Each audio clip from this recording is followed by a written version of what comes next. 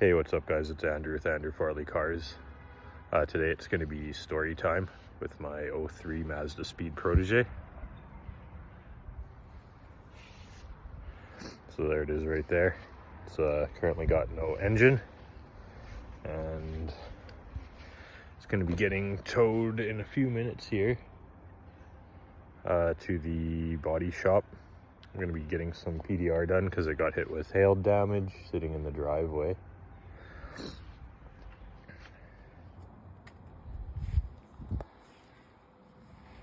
There she is.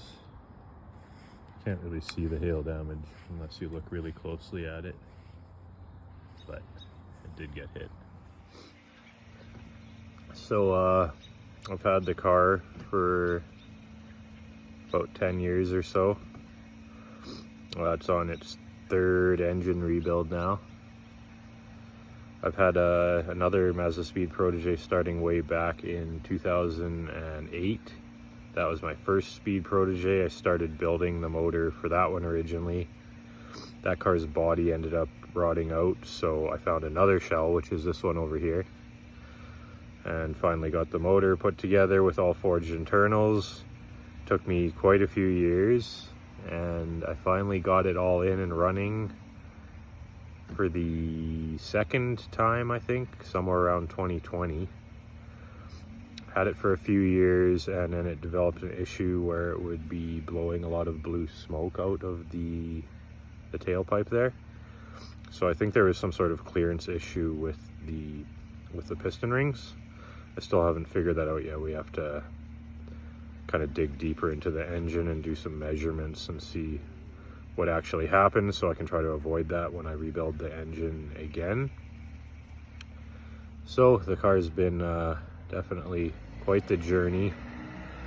I only got about somewhere around 30,000 kilometers out of this new engine, which I think was far too little. I think I should have got, I don't know, I was thinking at least 80,000 kilometers because I kept the oil changed. I was usually changing the oil with full synthetic every 3,000 to 4,000 kilometers.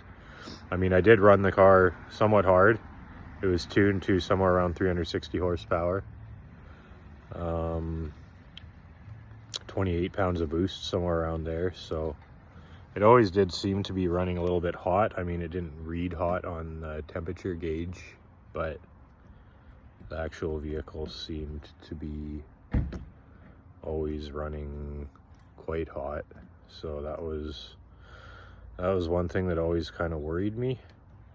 But yeah, eventually it was just billowing smoke out of the exhaust. So what happened actually was sometime last year the transmission broke.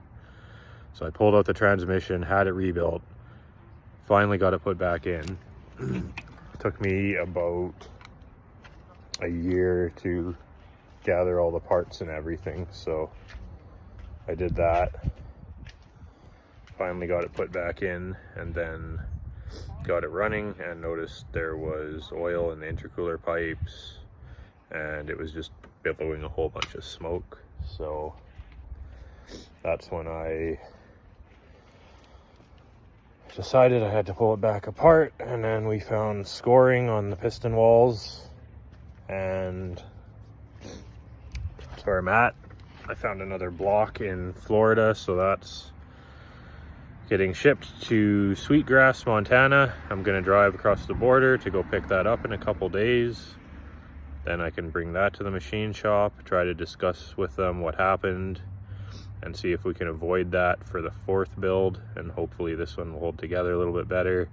I'm still gonna have to source forged pistons again, new head gasket, and the machine shop usually takes like a year or so here in Canada to build anything. I guess they're backlogged and we don't have a lot of good options for machine shops, so that's going to be a hold up. But right now, today, I'm waiting for a tow to get it towed over to get the hail damage fixed while the motor's out. Then I'll tow it back. Hopefully I'll have the block fairly soon, drop that at the machine shop, figure out about pistons, and then I'm hoping over the winter we can have the car rebuilt and ready to go for the spring, but that might be being a little bit optimistic based off previous times of how this rebuild has went in the past. But I'm going to do my best. I got to get a new wideband for it. Yeah, a big list of parts, new oil squirters, whole bunch of stuff is going to need to be replaced on this car. So yeah, it's been a long journey from around 2008 to now 2025, rebuilding engines over and over again.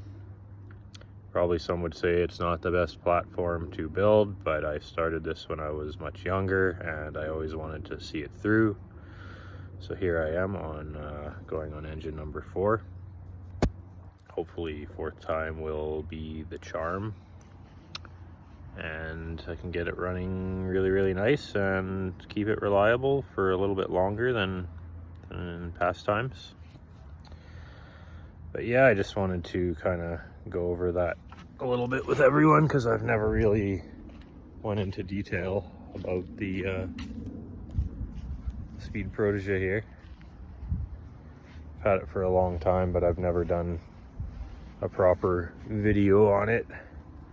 So it's it had a GTX 2867 Garrett turbo on it, 1000cc injectors, front mount intercooler, HCAS blow-off valve, Cometic head gasket, Potter rods, Wiseco pistons, Mishimoto radiator, a wideband,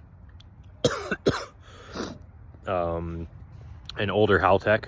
At the time it was new many years ago, but I had to basically kind of collect parts over time because it was so expensive. So I'd buy like a few parts, as many as I could afford every year, and it took me several years to build them up. So